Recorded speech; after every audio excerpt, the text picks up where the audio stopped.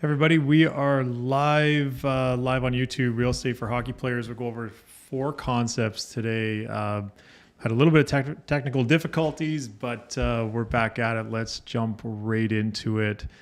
And any questions or anything, you can either just send me a message directly or comment down on this. Will be reposted on YouTube. So either one, definitely go for it there. Okay, so real estate for hockey players. Let's jump right into it here.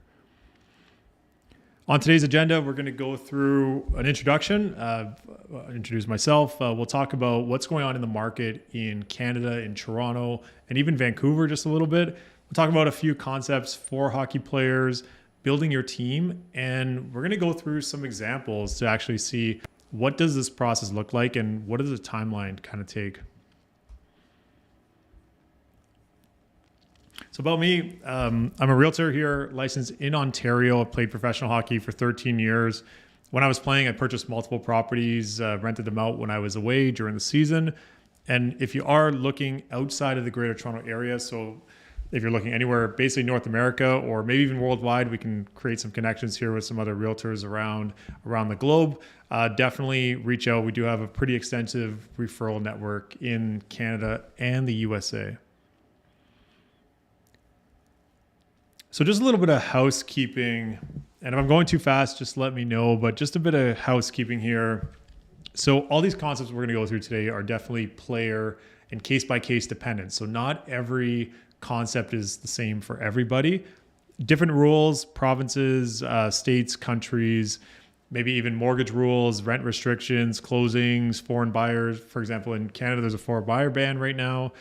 Taxes, things like that, could be different for everybody. So something to factor in when making your decision on doing any kind of real estate or making any real estate decisions moving forward. And the last thing I'll just mention is that there is some work involved. It is a business ultimately. So it might not just be as simple as buying something and letting it do its thing over time. There will be some work, a little bit of upkeep along the way. And the fine print, this webinar is definitely just for educational purposes, definitely not intended to be any financial advice or to solicit anybody currently under contract with another realtor. My goal for this webinar is just to put the information out there, help anybody who's interested in real estate, especially if you're a hockey player or an athlete thinking of possibly getting into the market. So let's jump into this here. And if you are a hockey player and you're watching this, I'm sure you're very familiar with the hockey player life cycle.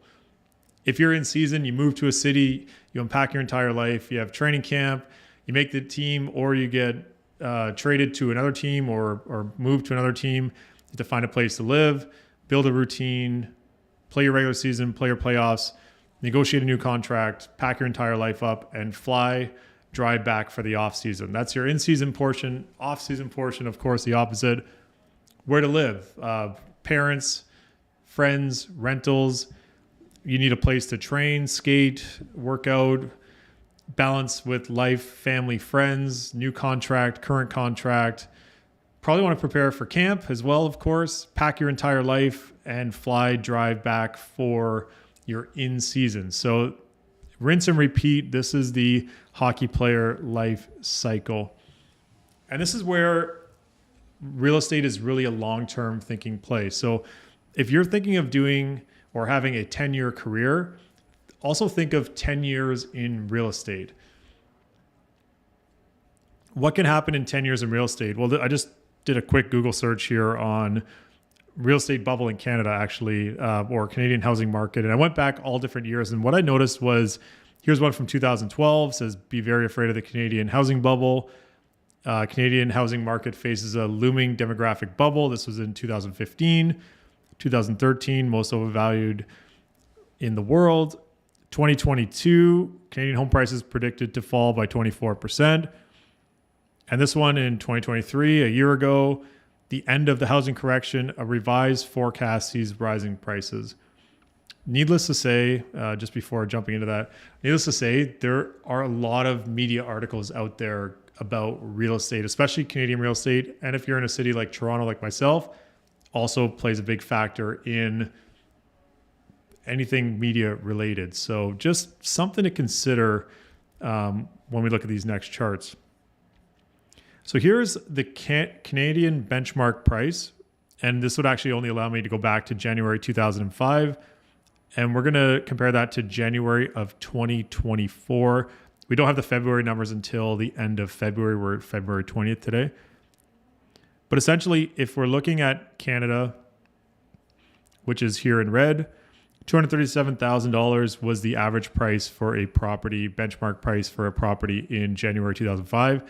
Today, that property would be worth about $707,000. In Greater Vancouver, it's a little bit jumbled here, but just over 330,000 there. Today, that property would be worth somewhere around 1.16 million. And in Toronto, which we're going to dive into in a minute here, 2005 of January, 315,000. That same property worth about 1,065,000. Now, if we really break down the Greater Toronto area, on average, the prices have increased 6.7 a year.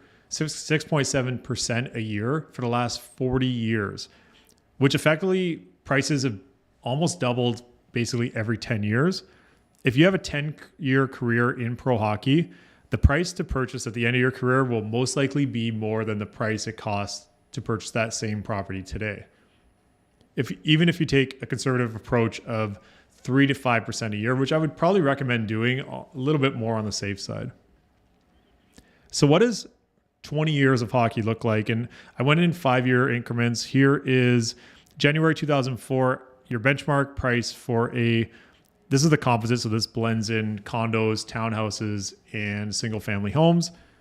Benchmark price, $297,000, so call it about $300,000. 5 years later, that same property worth about $349,500. 5 years after that, about $500,000. So there's that, not quite doubling from 2004 to 2014. But then if we take a look at how things have progressed the last 10 years, and this is a bit of an anomaly here, February 2022 was the peak for Toronto pricing, especially as we all know what happened during that time and interest rates and things like that.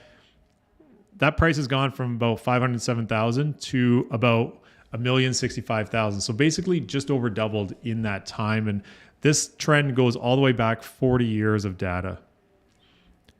Now, in that same time, I do think it's important to talk about the average rents. If you look at Canada, all property types, the average asking rent, and if we go through the lockdowns of 2020 and 2021, there was a dip there. But effectively, if you look at, for example, even the Greater Toronto Area, rents go up by, on average, about 5% a year, give or take. So I did the math here, $1,788 a month for the average monthly Greater Toronto Area condo rent. Adding 5% a year to that would have brought us actually to about $2,900, or will bring us to about $2,900 a month in Q2. So the second quarter of 2024 should be around $2,900 a month if all things continue on that 5% a year train. If we take out this dip here during the lockdowns, that we'd just be right back to kind of where that trend was. So if you do see any articles that come out that say that rent prices in Greater Toronto Area have increased by 10, 20, 15% in the last 2 years, well, they have, because things also dropped by 10 to 15% from second quarter of 2019 into second quarter of 2021, and then just are making up the ground since. So we're pretty much back in line with where things should have been this entire time. And these are, you can find all this data on Urbanation and rentals.ca. They're an independent rental site, but I find their pricing is relatively decent compared to MLS as well.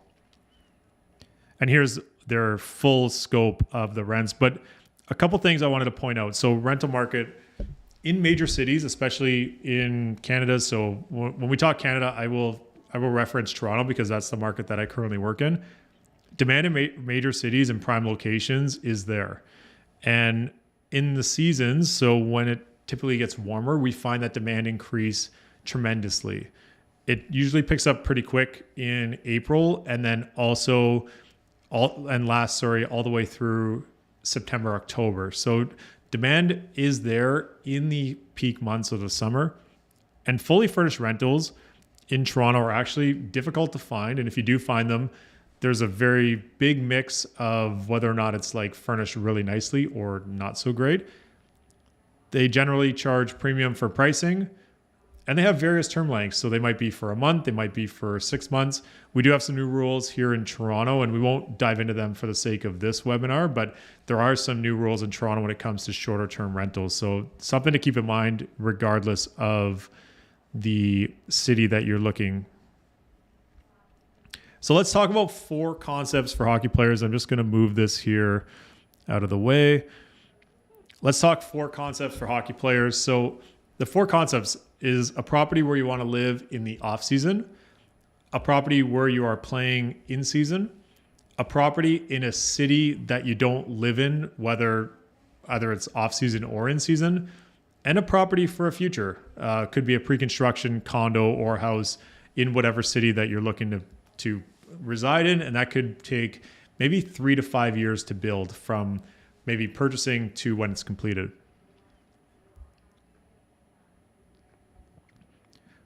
So on these common traits, there's 10 common traits for all these concepts. Planning and preparation is number 1. It's so important. It's definitely the key. Location, location, location. You're going to want to have these 3 things when purchasing a property if it will have some kind of investment purpose during the course of your career.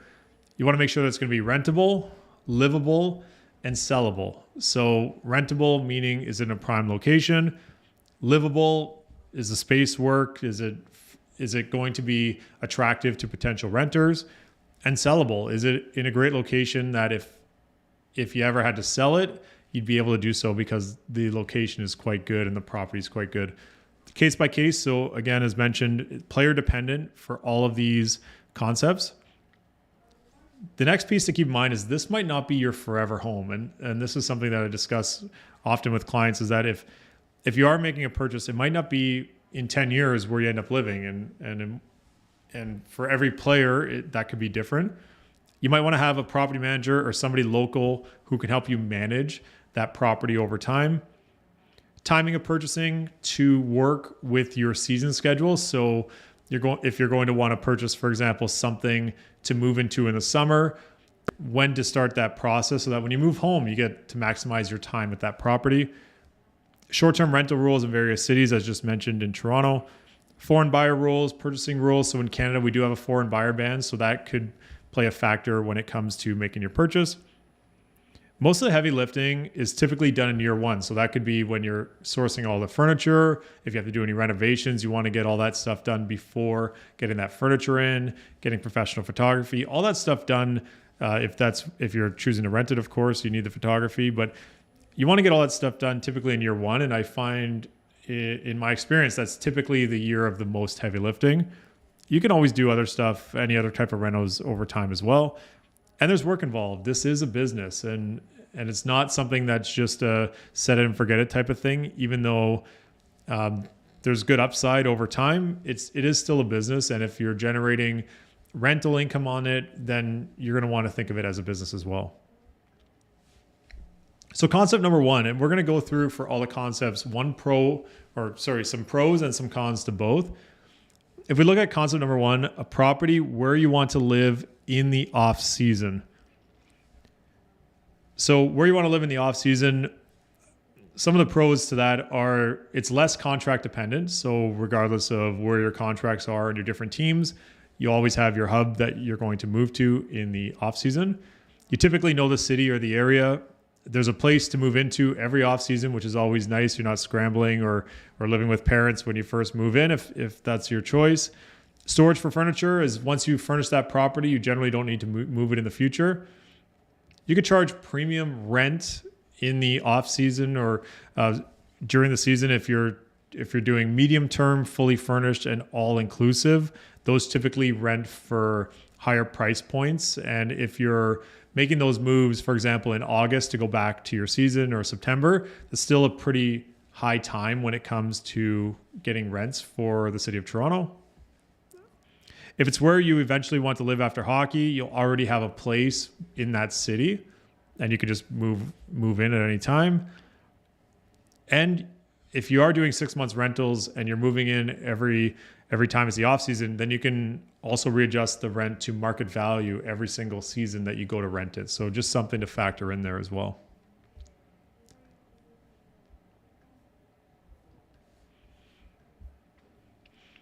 Now, things to consider is if you are purchasing a property to live in for the off season, during the season, you're going to be managing that property with yourself or through a property manager. You're going to need to get organized during a shorter off season window. So if it's not something that you kind of plan for the second that you get home for the off season, it's going to eat into your off season window, of course.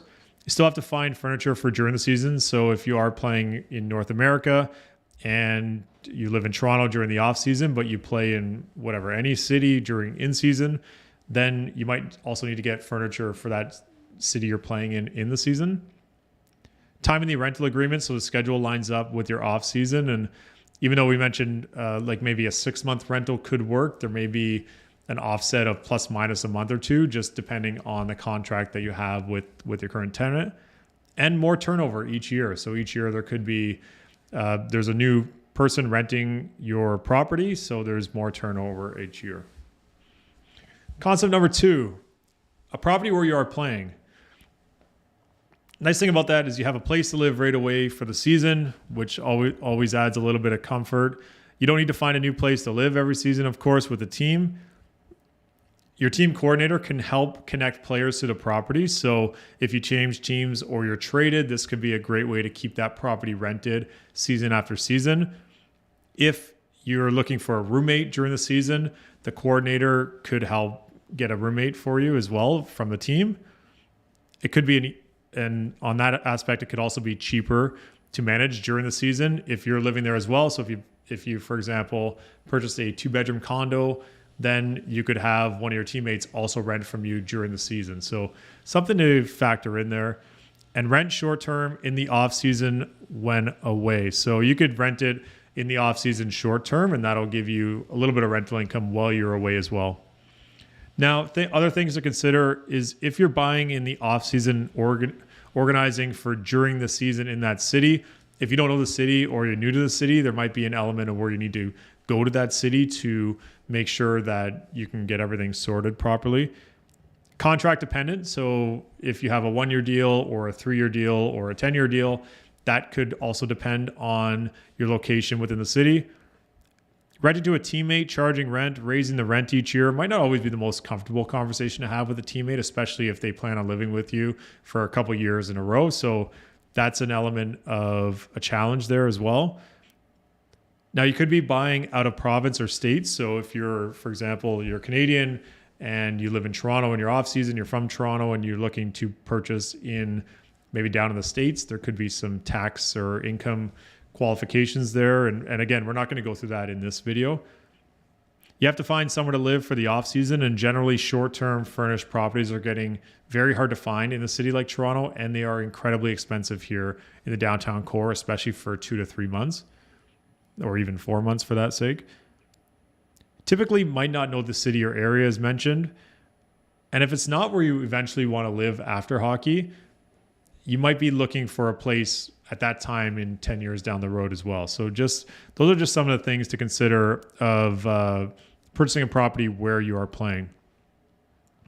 Concept number 3, property in a city you don't live in. So this is, you don't live in there in the off season. You don't live there during the season. This is like buying something in somewhere totally different. This could make it a more affordable option. It still gives you an entry into real estate.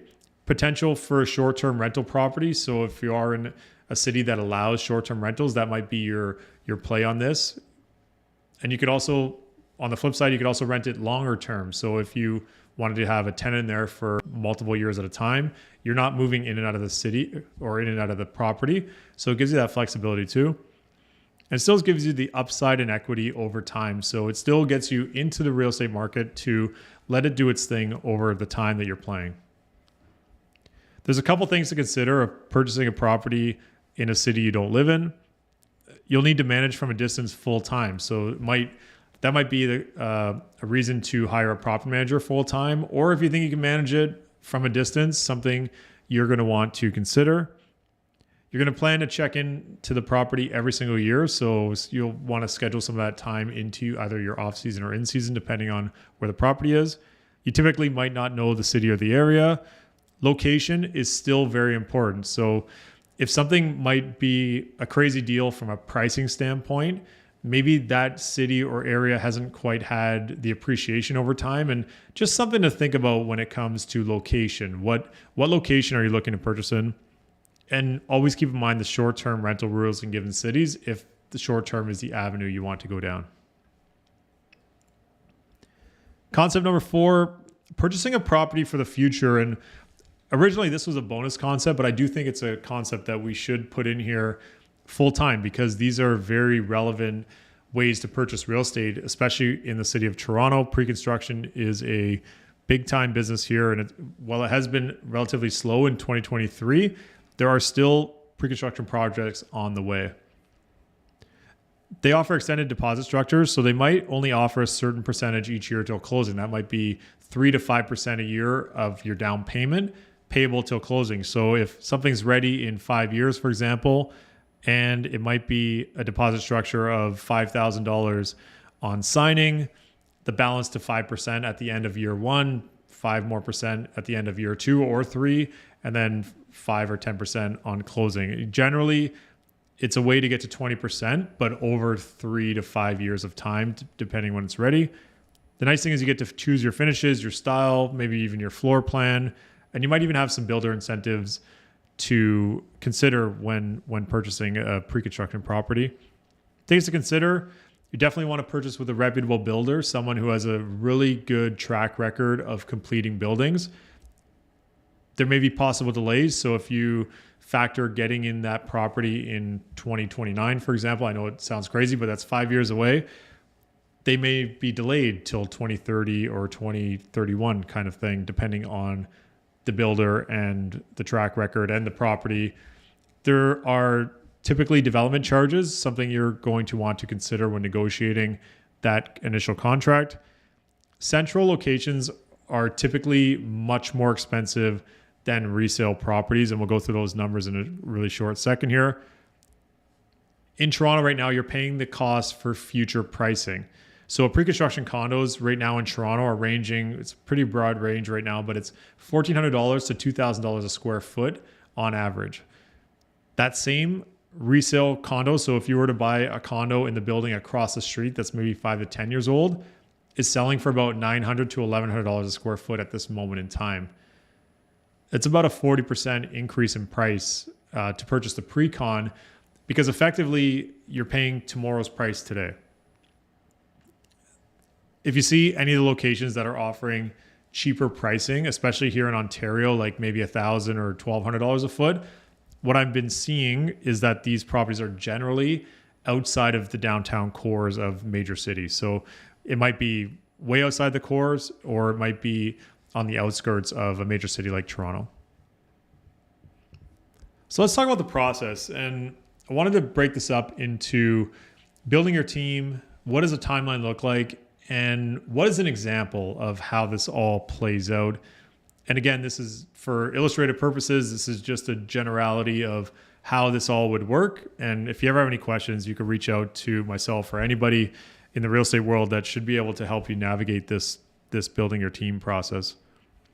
So when you build your team, realtor, and this is in no particular order, I just put them in there as they came to mind. But realtor, of course, you're going to want someone who's going to ask you about your plan and what are your details and what are you looking to do with that property.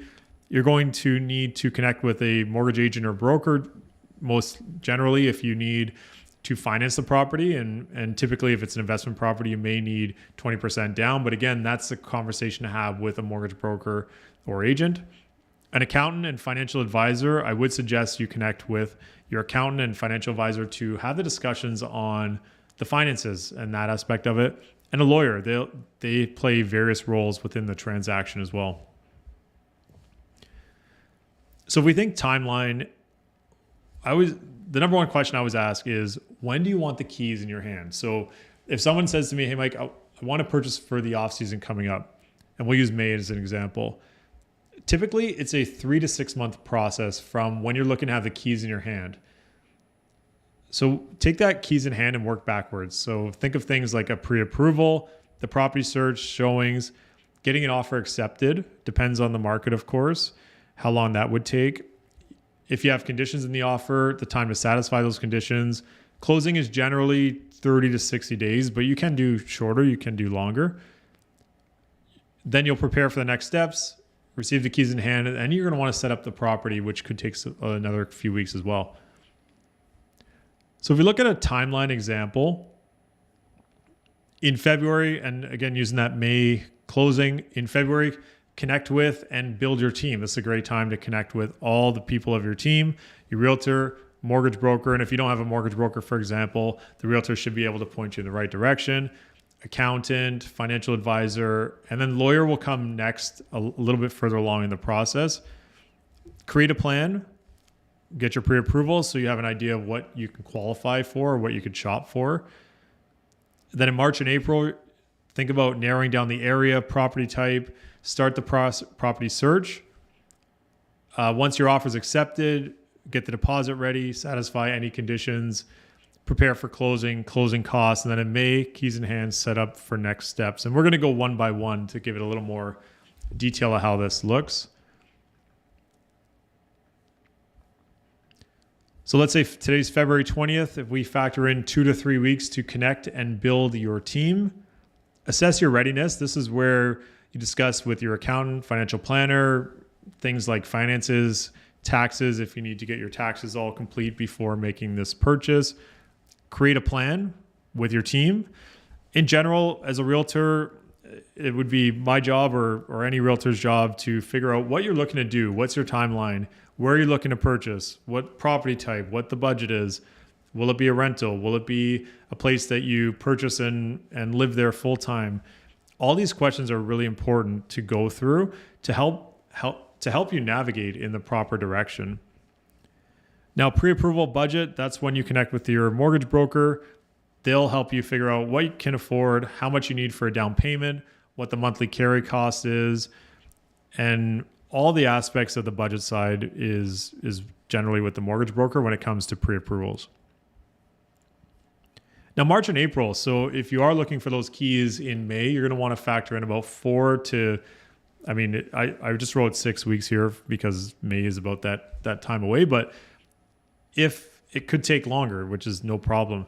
Property search with your realtor, that's when you want to narrow down the area, property type, start your viewings, whether they're in person or virtual. If you're away during season and you trust a realtor to go and walk through properties with you now, things like FaceTime and WhatsApp video calling really help with getting to see properties. And maybe even just if it's a piece of narrowing down what you're looking for virtually, so that when you do come home in person, you can see those properties right away and have an idea what you're looking for. Realtors are also responsible for getting the paperwork and offers. And then if you're putting an offer in a property, they'll help you navigate where to get the deposit. And generally deposits due within 24 hours and prepare for the conditions. Now, I went over that pretty quick. There are many more steps when it comes to purchasing a property. But that being said, if the time comes to connect with a realtor, they should be walking you through all those aspects and how to go from pre-approval to offer accepted to conditions satisfied. Now, satisfying conditions, this is where you'll connect with your lawyer.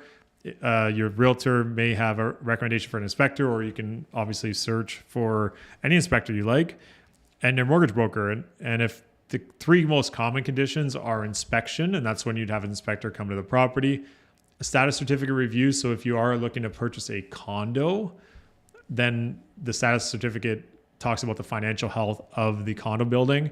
That's reviewed by a lawyer. And if you have a finance condition, the mortgage broker will then take the firm or the conditional agreement, and go through the numbers once again with the lender and get the financing approved. Prepare for closing. That's when you work with your lawyer, mortgage broker, and realtor. You're going to want to get your paperwork, all your utilities set up, insurance organized. And then May 1st, so right before closing, you're going to meet with your lawyer for the rest of the closing costs, so remainder of down payment, any land transfer tax, any adjustments. All those things that come up with the closing costs are dealt with the lawyer. And then you get your keys in hand and it's time to move in and then get ready for the next steps. And whether it's setting up trades to get any work done, organizing any furniture orders or deliveries, anything like that. And then if you are looking to get it rented, I would suggest getting professional photography. I think that's really important to make sure that before anyone moves in, you have great photography forever for the property.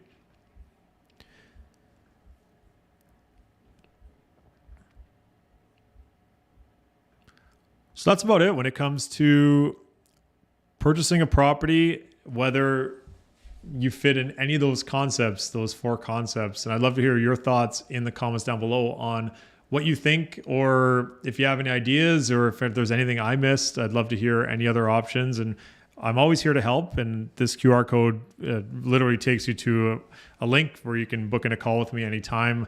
I'm an open book when it comes to that, and really believe in just getting the information out there and trying to help other hockey players. Because when I was going through this process back in the day, it was all new for me. And I really think that giving and helping out any players like yourselves would be, I'd love to do it, because it would definitely be great to help out any other hockey players in the same boat. So definitely reach out. I'm happy to help. And if you have any questions, drop them in the comments down below or send them to me, whether through, as mentioned, Connect there or Instagram, whatever it may be. So thanks for watching, and talk soon.